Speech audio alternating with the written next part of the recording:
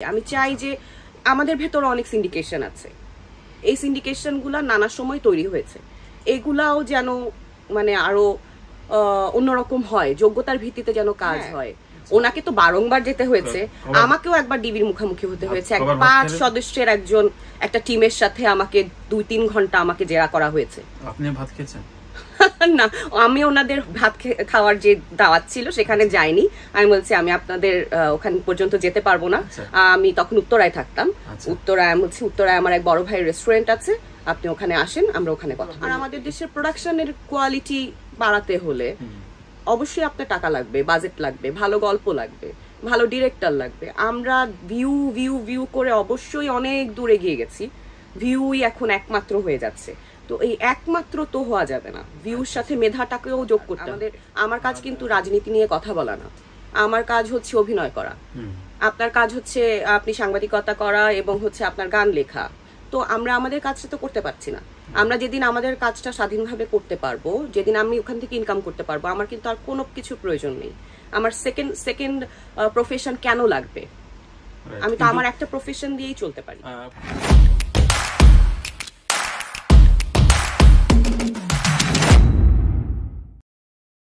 সেই সুবিধাগুলো আমি চাই যে আমাদের ভেতরে অনেক সিন্ডিকেশন আছে, এই সিন্ডিকেশনগুলো নানা সময় তৈরি হয়েছে, এগুলাও যেন মানে আরো অন্যরকম হয়, যোগ্যতার ভিত্তিতে যেন কাজ হয়। মানে আর অর্থলগ্নির যে ব্যাপারটা এখানে খুবই কেমন সিস্টেমে যেন সবাই কাজ করে, যেটা মানে বকেয়া থাকতেই থাকে। তো এই বকেয়া দিয়ে কতদিন আসলে একটা স্টেশন বা কিভাবে একটা অর্গানাইজেশন রান করবে বেশি দিন? আর আমাদের দেশের প্রোডাকশনের কোয়ালিটি বাড়াতে হলে অবশ্যই আপনার টাকা লাগবে, বাজেট লাগবে, ভালো গল্প লাগবে, ভালো ডিরেক্টর লাগবে। আমরা ভিউ ভিউ ভিউ করে অবশ্যই অনেক দূরে গিয়ে গেছি, ভিউই এখন একমাত্র হয়ে যাচ্ছে। তো এই একমাত্র তো হওয়া যাবে না, ভিউর সাথে মেধাটাকেও যোগ করতে হবে। আর শিল্পী হিসেবে আপনার সোশ্যাল সিকিউরিটি মানে পেশাদার, আপনি তো সারা জীবন কিভাবে অভিনয় করতে পারবেন না, কোথায় সোশ্যাল সিকিউরিটি নাই তো। আচ্ছা, তো সেক্ষেত্রে মানে খুব মোটাদের সবাই বলে যে প্লট দরকার, মানে এগুলি খুবই ব্যক্তিগত পর্যায়ে, মানে একটা ব্যক্তিগত পর্যায়ে কি থাকে? যখন একটা সংগঠন তৈরি হয় আপনাদের, তখন বিভিন্ন সভাপতিকে আমরা শুনি যে আমরা সমস্ত সিনিয়র শিল্পীদের জন্য প্লটের ব্যবস্থা করব, দাবি চাইবো রাষ্ট্রপ্রধানের কাছে, এগুলোই আমরা শুনে আসছি। কিন্তু আদতে কি কিছু হয়েছে? এত বছরে তো কিছু হয়নি। ইনিশিয়েটিভ নেওয়া হয়েছে, সেই ইনিশিয়েটিভ এখনকার এই নতুন সিস্টেমে এসে কতখানি বলবৎ থাকবে আমি জানি না। তো এগুলো আসলে বলার জন্য অনেক কিছু বলা হয়, সাংগঠনিক রূপরেখার জন্য অনেক কিছু হয়তো বলার চেষ্টা করা হয়, কিন্তু আসলে কাজ কোনটা হয় বা কোনটা করলে কাজ, মানুষের কাজ দরকার।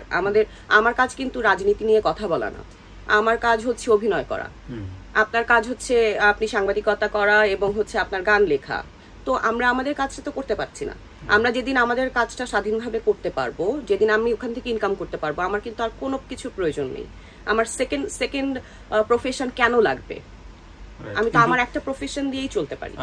কিন্তু গল্পের ক্ষেত্রে স্বাধীনতা ছিল না, রাজনৈতিক গল্প বলা যেত না, পুলিশকে মানে এই যে এক মহানগর আশফাক নিপুণ ভাইয়ের সাথে কাজ করে মহানগর একে যে কাজ করলাম আমি, ওখানে আমার ডিবির মুখোমুখি হতে হয়েছে। কেন?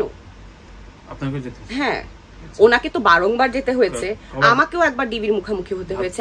5 সদস্যের একটা টিমের সাথে আমাকে 2-3 ঘন্টা আমাকে জেরা করা হয়েছে। আপনি ভাত খেয়েছেন? না, আমি ওনাদের ভাত খাওয়ার যে দাওয়াত ছিল সেখানে যাইনি। আমি বলছি আমি আপনাদের ওখান পর্যন্ত যেতে পারবো না। আমি তখন উত্তরায় থাকতাম। উত্তরায় আমার এক বড় ভাইয়ের রেস্টুরেন্ট আছে, আপনি ওখানে আসেন, আমরা ওখানে কথা বলবো। তো ওনারা আসলে এসেছিলেন, 5 সদস্যের একটা টিম, এবং প্রায় 2.5-3 ঘন্টা ধরে ওনারা নানাবিধ প্রশ্ন করে আমাকে জর্জরিত করেছেন। নানা কিছু জানতে চেয়েছেন। তো আমি তো একজন অভিনেত্রী, আমার কাজ হচ্ছে নানা চরিত্রে অভিনয় করা। আমার কেন ডিবির কাছে আসলে এই প্রশ্ন উত্তর দিতে হবে? আমাকে কেন ওনাদের কাছে কৈফিয়ত দিতে হবে? মানে একটা সিরিজে অভিনয় করার জন্য আমার কি অন্যায়? 2.5-3 ঘন্টা প্রায় ওনারা আমাকে প্রশ্ন করেছেন, 5 জন মিলে। তো এটা কি আমি আসলে ডিজার্ভ করি? এটা কি তাহলে মানে কাজ করার স্বাধীনতা কি থাকলো? তাহলে এই গল্পের পরিবর্তন হলে আপনি যে বিভিন্ন রকম আজে বাজে কন্টেন্ট তৈরি হয়, এগুলো বন্ধ হবে বলে অনেকে প্রত্যাশা করছে, যে তখন ভালো রাজনৈতিক বা সমাজ সচেতন গল্প বলা যাবে, একজন পলিটিশিয়ান খারাপ সেও সেটা দেখানো যাবে। আপনি কি মনে করেন গল্পের পরিবর্তন হবে এখন? গল্পের পরিবর্তন হবে বলে আশা করছি তো, এবং সেন্সেবল ডিরেক্টররা নিশ্চয়ই তাদের গল্প নিয়ে নতুন ভাবে ভাববেন, নতুন কথা বলার চেষ্টা করবেন। কারণ আমরা বলতে শুনি যে ভিউ তো আসলে দর্শক, তাই না? দর্শক যা দেখতে চাচ্ছে আমরা তাই দেখাচ্ছি, এটা লেম। দর্শক যা দেখতে চাচ্ছে আমরা তাই দেখাচ্ছি না, দর্শককে আমরা যা দেখাচ্ছি দর্শক তাই দেখছে।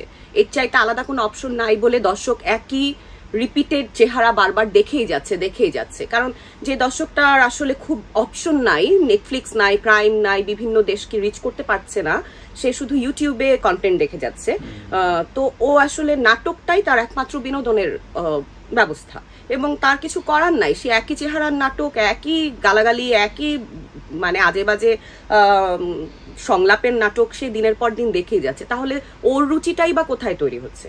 আমিও তো আমাদের কাজটা কি, শিল্পীরা যারা নিজেদের ভিউর জন্য যারা আসলে কাজ করেন তাদেরকে তো অবশ্যই তার সাথে মাথায় রাখতে হবে যে তার একটা গল্প দর্শকের মনে কিভাবে প্রভাব ফেলে। তো মানের দিকটাও তো তাকে ইনশিওর করতে হবে। সেটা যদি উনি না করতে পারেন তখন তো দিনকে দিন দর্শক তাহলে ওই একই জিনিস দেখতে থাকবে, আর তাহলে ওই একই জিনিস আমরা বানাতে থাকবো। এভাবে গড্ডালিকা প্রবাহে আর কত ভাষা। মামা বেশ কয়েক বছর আগে একটা ইন্টারভিউতে আমি প্রশ্নটা করতে পারিনি ভয়ে, আজকে করি। সেটা হচ্ছে আপনিও ভয় মানে প্রশ্নের ভয়ে, প্রশ্নের সাবজেক্টের ভয়ে, যে আমরা তখন বলেছিলাম, আড়াল আবদুল কথা বলছিলাম যে দহন একটা প্রোপাগান্ডা ফিল্ম। রায়হান রাফি খুব ভালো একটা নির্মাতা, বাট তাকে অনেক কারণে করতে হয়েছে ছবিটা, আপনিও সেটা কাজ করেছেন। সো এই ধরনের কাজ আসলে একজন শিল্পীর দায় থেকে কতটুকু করা যায়, করা উচিত, বা করতে বাধ্য করা হয় না? বাধ্য আমি হই নাই, আমি আসলে জানতামই না যে এটা প্রোপাগান্ডার ফিল্ম। আমার কাছে গল্পটা অ্যাট্রাকটিভ মনে হয়েছিল, যে এখানে একটা পলিটিক্যাল অ্যাটমসফিয়ারে কাজ করার সুযোগ আছে, যেখানে আসলে বাংলা সিনেমায় পলিটিক্যাল গ্রাউন্ড নিয়ে কথাই বলে না, সেখানে যেহেতু একজন নতুন ডিরেক্টর এটা নিয়ে কথা বলতে চাইছেন, আমার কাছে এটা সম্ভাবনাময় মনে হয়েছিল। সেই জায়গা থেকে আমি আসলে সাইন করেছিলাম এবং কাজটা করেছিলাম। কিন্তু কাজটা করতে গিয়ে আমি দেখলাম আসলে এটা ভেতরের অন্য জটিলতা আছে, তো তখন আমার আর কাজ ছেড়ে দেওয়ার কোনো অবস্থা ছিল না। কাজ করতে গিয়ে আমার কাছে তখন নানা কিছু শুনে আমার কাছে মনে হয়েছিল যে এখানে অন্য অনুঘটক আছে, এজেন্ডা আছে, কিন্তু তখন আমার আসলে আর ব্যাকফুটে যাওয়ার কোনো সুযোগ ছিল না, বিকজ আই এম কমিটেড এই কাজটার প্রতি। আর আমি তো না জেনে কাজটা শুরু করেছি, আর কাজটার প্রতি আমার খারাপ লাগা আছে। যখন আমি ডাবিং দিতে গিয়েছি তখন দেখেছি আমরা অনেক এমন সিকোয়েন্স আমি করেছি যে সিকোয়েন্সগুলো অনেক কষ্ট করে শুট করা হয়েছিল, অনেক রিয়েল লোকেশনে শুট করা, কিন্তু সবগুলা সিকোয়েন্সই আসলে তখন বাদ দিয়ে দিয়েছিলেন প্রযোজক। প্রযোজক কেন বাদ দিয়েছিলেন সেটা আমি, যদিও সরাসরি তার কোনো বক্তব্য আমি পাইনি, কিন্তু যা আমার মনে হয়েছিল তা হয়তো এরকম হতে পারে, আমি যদি ভুল না হয়ে থাকি, কিংবা হয়তো আমি বেশি ভাবছি।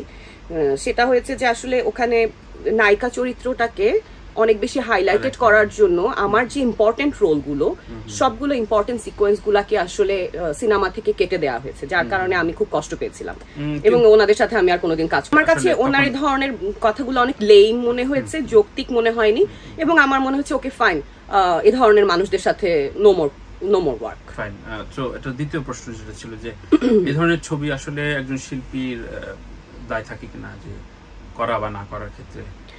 হ্যাঁ, শিল্পীর যদি মানে শিল্পী করতেও পারে, নাও করতে পারে, এটা তার অবস্থা। দেখেন, শিল্পী তো একজন মানুষ, দর্শকরা তো নানা কারণে দর্শকরা তো বিভ্রান্ত হয়। আবার এটাও সত্যি যে সে তো আসলে একটা চরিত্রেই অভিনয় করছে।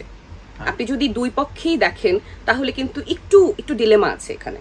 আচ্ছা, তার রাজনৈতিক মতাদর্শ আলাদা হতেই পারে, এবং উনি একজন প্রফেশনে শিল্পী হয়েছেন বলে উনি এটা করতে পারবেন না তেমনও কিন্তু কোনো কথা নাই। তার যদি মনে হয় যে এটা যৌক্তিক উনি করতে পারেন, উনি তো চরিত্রেই অভিনয় করছেন, উনি তো ওনার নিজস্ব অবয়বে আসছেন না, সেটাও একটা যুক্তি হতে পারে। প্রোপাগান্ডা ফিল্মের যে ক্রাইটেরিয়া থাকে সারা বিশ্বে, এটা সব জায়গায় নিন্দিত হয়, মানে যে দায় পড়ে বা খুবই ডিকটেট হয়ে কাজ করে এবং পরবর্তীতে সেটি সমালোচিত হয়। ওই জায়গা থেকে আপনি তো একজন সুঅভিনেত্রী, আমি যদি আগে জানতাম আমি তাহলে নিজেকে দূরে রাখতাম। এই আনসারটা আমি শুনতে চাচ্ছি। আমি যেহেতু সাইন করার আগে জানতাম না ব্যাপারটা, ওই জন্য আমার সিদ্ধান্তটা ওরকম ছিল।